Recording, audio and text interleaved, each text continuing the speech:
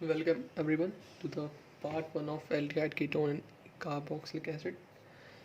सबसे पहले बात करते हैं हम कार्बोनिल बॉन्ड की। कार्बोनिल बॉन्ड इन तीनों ही कंपाउंड्स में प्रेजेंट होता है और इसका नेचर समझना सबसे ज़्यादा इंपॉर्टेंट है इस चैप्टर में। कार्बोनिल बॉन्ड में पोलैरिटी होती है कार्बन और ऑक्सीजन के बॉन्ड के बीच में, जिसकी वजह से वो एक हॉट स्ट्रक्चर में रेजोनेट करते रहते हैं, जिसमें कार्बन पे प्लस चार्ज रहता है और ऑक्सीजन पे नेगेटिव। अब देखो प्रिपरेशन, देखो क्लासिफिकेशन और नेमिंग ये खुद कर लेना, क्योंकि ये रिवीजन है। नेमिंग और क्लासिफिकेशन में प्रॉब्लम नहीं होनी चाहिए। Preparation of aldehyde ketone by oxidation of alcohol, जो कि हमने पिछले चैप्टर में पढ़ लिया। ऑक्सीडेशन करते हैं जब अल्कोहल की। By dehydrogenation of alcohol, dehydrogenation मतलब उसमें से हाइड्रोजन निकाल दें। डिहाइड्रोजनेशन में हम अल्कोहल के हाइड्रोजन रिमूव करते हैं और उसमें से उसको हम फिर ऑक्सीडाइज करके उसको ऑक्सीजन प्रोवाइड करते हैं। ये दोनों मेथड तो हमने लास्ट चैप्टर में देखे ही थे, ठीक है। ओजोनोलिसिस का इतना ज़्यादा डिटेल में एनसीईआरटी में दिया नहीं है, बट मैं इसमें एक रिएक्शन बता देता हूँ क्योंकि काफ़ी बार पूछा गया है। इसमें एल्कीन लेना है, O3 लेना है और हट बना देना है O3 का, ठीक है। एक ऑक्सीजन ऊपर और 2 ऑक्सीजन नीचे ऐसे कनेक्ट करते हुए फिर उन दोनों को उसको काटना है, ठीक है। अब काटने के लिए भी हमें रिएजेंट चाहिए होगा, ऐसे जिस तरीके से मैंने काट रखा है ऐसे ही काटना। अब काटने के लिए रिएजेंट चाहिए होता है, वो होता है जिंक डस्ट और वाटर। देखो ये आ गया HCHO एक इधर से और HCHO एक इधर से, और इसमें हमारे पास मिल जाता है हमको नेसेंट ऑक्सीजन और फॉर्मल्डिहाइड के 2 molecule. Bye hydration of alkyne, alkyne का हाइड्रेशन करके किसकी प्रेजेंस में, अल्काइन का हाइड्रेशन करेंगे हम वाटर HgSO4 और H2SO4। HgSO4 भी दिया रह सकता है अकेला और H+ की प्रेजेंस में कर सकते हैं, वो एसिडिक मीडियम भी बोल सकते हैं, तो उसका भी ध्यान रखना चाहिए। इसमें सिर्फ एक ही ऐसा कंपाउंड, एक ही ऐसा अल्काइन है जो हमें एल्डिहाइड देता है। बाकी सारे जो अल्काइन हैं, मतलब जो जिसमें 3 या 4 या 5 कार्बन इन्वॉल्व होते हैं, वो सब हमें कीटोन देते हैं। करके देख लेना, पता चल जाएगा। नेमिंग रिएक्शन के ऊपर बात करते हैं। रोजनमैन रिएक्शन, रोजनमैन रिएक्शन। अब हम देखो, अभी तक हम कॉमन मेथड पढ़ रहे थे एल्डिहाइड और कीटोन के प्रिपरेशन के। अब हम पढ़ रहे हैं सिर्फ एल्डिहाइड के मेथड, जिसमें एक रोजनमैन रिएक्शन एक बहुत इंपॉर्टेंट रिएक्शन है, जिसमें हम ऑयल क्लोराइड लेते हैं। बेंजोइल ले लो, चाहे प्रोपॉइल ले लो, कोई सा भी ले लो। ऑयल क्लोराइड लो, उसको H2 पैलेडियम BSO4 की प्रेजेंस में रिएक्ट कराओ, तो हमारा HCl निकल के H जुड़ जाता है और हमें बेंजल्डिहाइड मिल जाता है। दूसरा है स्टीफन रिएक्शन। स्टीफन रिएक्शन में देखो, स्टीफन रिएक्शन में हमें लेना है नाइट्राइल, ठीक है, या नाइट्राइल लेना है और उसको SnCl2 और HCl के प्रेजेंस में रिएक्ट कराना है, और फिर हमें एक ऐसा कंपाउंड मिलेगा RCH डबल बॉन्ड NH, उसको H3O के प्रेजेंस में हम एल्डिहाइड बना सकते हैं। और हम इसको एक और तरीके से डाइबल H डाल के, डाइबल H हमारा एक बहुत अच्छा, डाइबल H की प्रेजेंस में भी कर सकते हैं, क्योंकि डाइबल H एक बहुत अच्छा ऑक्सीडाइजिंग एजेंट है। एस्टर्स को भी कर दे डाइबल H, ठीक है। एस्टर्स अगर दिए हों और हमें वहाँ से एल्डिहाइड बनाना हो तो डाइबल H और H2O डालो, बन जाएगा। अब देखो टॉलिन से हमारे पास 2 तरीके हैं जिसमें हम क्रोमिक ऑक्साइड और क्रोमाइल क्लोराइड के प्रेजेंस में करते हैं। मैंने यहाँ पे क्रोमाइल क्लोराइड लिया है क्योंकि ये ज़्यादा बेटर है। कर तो उससे भी सकते हैं देखो, बट ऐसा वो स्पेसिफिक रिएक्शन नहीं है, इटार रिएक्शन है, बट देखो हमें कन्वर्जन में हेल्प करानी होती है उसकी, ठीक है। तो टॉलिन ले लो, उसमें क्रोमाइल क्लोराइड डाल दो, CS2 ले लो, तो एक कॉम्प्लेक्स बन जाता है। कॉम्प्लेक्स का स्ट्रक्चर हमें देखना नहीं है, बट हमें पता होना चाहिए कॉम्प्लेक्स बनता है, क्रोमिक का कॉम्प्लेक्स बनता है। और फिर उसके बाद H3O पॉजिटिव की प्रेजेंस में हमारे पास में बेंजल्डिहाइड हमें मिल जाता है।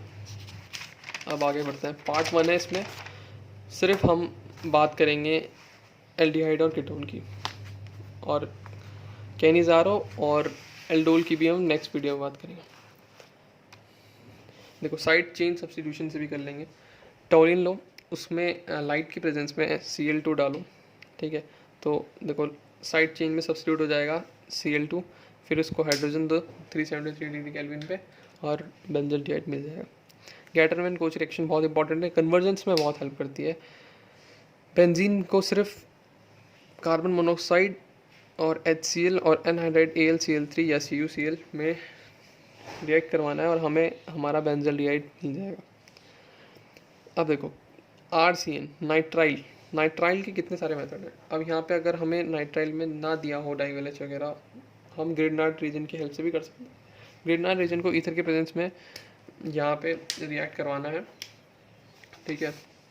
अब कैसे कराना है देखो, सबको पता है, पिछली वीडियो में इसलिए डिस्कस किया था इसका नेचर ग्रिग्नार्ड रीजन का, जिसमें अल्काइल ग्रुप के ऊपर नेगेटिव चार्ज होता है और Mg के ऊपर प्लस चार्ज होता है। ऐसी CN में पोलैरिटी होती है, नेगेटिव ये पॉजिटिव, तो जो नेगेटिव वाला होगा पॉजिटिव से जुड़ जाएगा, तो ये पॉजिटिव से जुड़ जाएगा और ये नेगेटिव से, तो ऐसा कुछ स्ट्रक्चर मिलता है, उसको हमें हाइड्रोलाइज कराना है। उसके बाद हमें मिल जाएगा ऐसा कुछ स्ट्रक्चर जिसको हम कहते हैं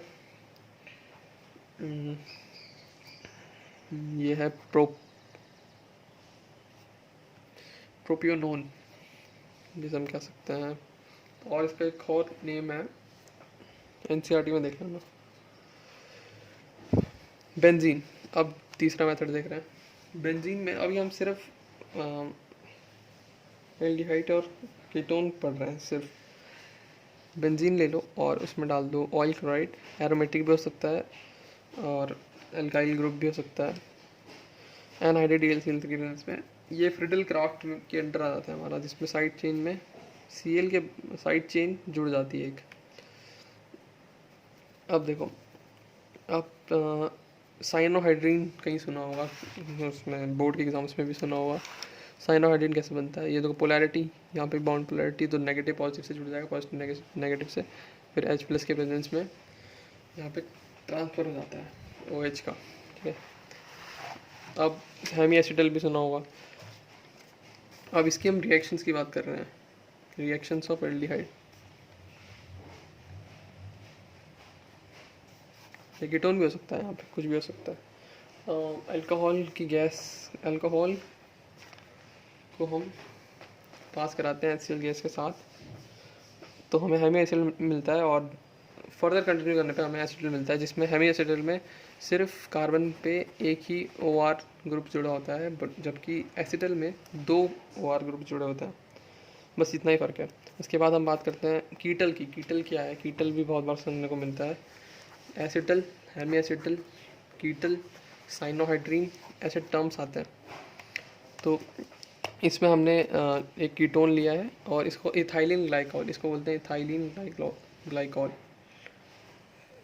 HCl की प्रेजेंस में, गैस की प्रेजेंस में इसको रिएक्ट करवाया तो हमें ये कीटल मिल गया, इसको बोलते हैं इथाइलिन ग्लाइकॉल कीटल।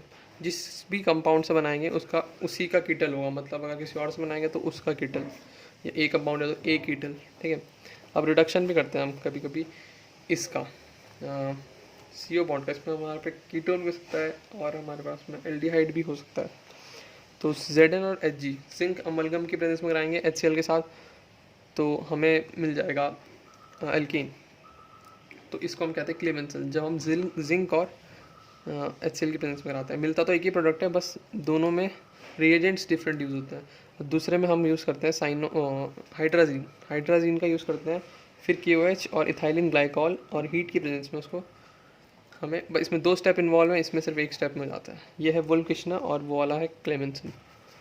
ये देख लो, क्लेमेंसन और वुल्फ किश्नर, कन्फ्यूज नहीं होता है। क्लेमेंसन में हम यूज़ करते हैं जिंक अमलगम, और वुल्फ किश्नर में यूज़ करते हैं हाइड्राजीन, KOH, इथाइलिन ग्लाइकॉल, और हीट भी देता है थोड़ी सी। अब टेस्ट आते हैं हमारे, टेस्ट हैं, टॉलरेंस टेस्ट है और फेलिंग्स टेस्ट है। टॉलरेंस टेस्ट में हमें हमारा जो रिएजेंट होता है वो होता है अमोनिकल सिल्वर नाइट्रेट सॉल्यूशन। उसको हम अगर एल्डिहाइड में डालते हैं बेसिक मीडियम में, तो हमें सिल्वर मिरर की अपीयरेंस होती है टेस्ट ट्यूब में, ठीक है। तो उससे हमारा ये वाला ग्रुप कन्फर्म हो जाता है। दूसरा फेलिंग टेस्ट है। फेलिंग टेस्ट के 2 सॉल्यूशन होते हैं, solution A and solution B. Solution A में copper sulphate, aqueous copper sulphate को हम सॉल्यूशन ए बोलते हैं। सॉल्यूशन बी होता है रोशेल सॉल्ट, या रोशेल सॉल्ट का कॉमन नेम जो है वो है सोडियम पोटेशियम टार्टरेट। तो अगर हम इसको एल्डिहाइड में डालते हैं तो ऐसे कुछ आयंस प्रोड्यूस होते हैं बेसिक मीडियम में। फिर उसके बाद हमें ये और रेड ब्राउन प्रॉपर्टी मिलती है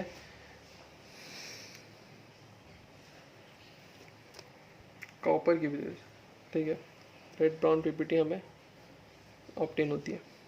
तो दोनों ही एल्डिहाइड ग्रुप को टेस्ट करने के मेथड्स हैं। अब ये जो लास्ट टॉपिक है आज की वीडियो का, ये है addition of ammonia and its derivative. Addition of ammonia and its derivative बहुत इंपॉर्टेंट है क्योंकि इसमें बहुत सारी टर्म्स आती हैं। तो इसको पढ़ाने से पहले एक रिक्वेस्ट है कि 12th की एनसीईआरटी पार्ट 2 का पेज नंबर 360 खोलो और टेबल 12.2 को देखो, ठीक है। इसमें देखो खोल लिया उस सब, तो अब कंटिन्यू करते हैं। कार्बोनिल बॉन्ड लो, उसको H2NZ यहाँ पे कुछ भी हो सकता है, जैसे कि अब जैसे कि तुम लोग देख ही रहोगे एनसीईआरटी, मैं भी खोल लेता हूँ अपने साइड साथ से यहाँ पे, तो सबको अच्छे से क्लियर हो जाएगा। ये इंपॉर्टेंट टॉपिक है इसलिए इसको बताना ही पड़ेगा। ऐसा कुछ बनता है, ठीक है। यहाँ रही एनसीईआरटी, ये है कार्बोनिल बॉन्ड H2NZ। अब देखो ये पोलर होता है, ये भी पोलर होता है, तो ऐसा कुछ कॉम्प्लेक्स बनता है। फिर उसके बाद ये कुछ ऐसा नज़र आता है H2O को हटाने के बाद, H2 यहाँ से हटा देंगे ऐसा। तो अगर H ऐसा है तो रिएजेंट को हम बोलेंगे अमोनिया, ये NH3 बन जाएगा। और फिर जो बनेगा उससे बोलेंगे इमाइन, ठीक है, ये यहाँ पे H लग जाएगा। अब अगर R होगा तो हम अमीन बोलते हैं, ठीक है। और स्किप्स बेस जो ये बनेगा फिर यहाँ पे R होगा, CNR, तो वो होगा स्किप्स बेस। फिर अगर हम OH लगा दें तो NH2OH, हाइड्रोक्सी अमीन, अगर जो बनेगा उसे कहेंगे ऑक्साइम। अगर हम NH2 लगा दें तो हाइड्रोजन, हाइड्रोजन हमने पढ़ा था वुल्केशनर में भी, H2N और NH2, तो वुल्केशनर में भी सेम था। और जो प्रोडक्ट बनेगा उसे कहेंगे हाइड्रोजोन। फिनाइल हाइड्राजीन, अगर हम फिनाइल ग्रुप लगा दें, ये पूरा NH फिनाइल ग्रुप, तो फिनाइल हाइड्रोजन बनेगा। और जो प्रोडक्ट बनेगा वो होगा फिनाइल हाइड्रोजोन। और इसके बाद ये 2,4 DNP हाइड्रोजीन जिसे कहते हैं, 2,4 डाइनाइट्रोफिनाइल। और जो बनेगा वो हाइड्रोजोन होगा, हाइड्रोजीन रिएजेंट होगा, हाइड्रोजोन प्रोडक्ट होगा। और सेमी कार्बाजाइड, अगर ये वाला लग जाए NHCO NH2 सेमी कार्बाजाइड, तो बनेगा सेमी कार्बाजोन। तो इस वाली टेबल को रिफ़र करते हुए इसके क्वेश्चंस कर लेना। एनसीईआरटी में भी इसके क्वेश्चंस दिए गए हैं, मैं देख लेता हूँ, बता देता हूँ। इंटेक्स क्वेश्चन का 12.5, इंटेक्स क्वेश्चन का 12.5 ज़रूर कर लेना। तो ये एक तरीके का होमवर्क है। इसके आंसर भी मैं नेक्स्ट वीडियो में बता दूंगा, इसकी पार्ट 2 में।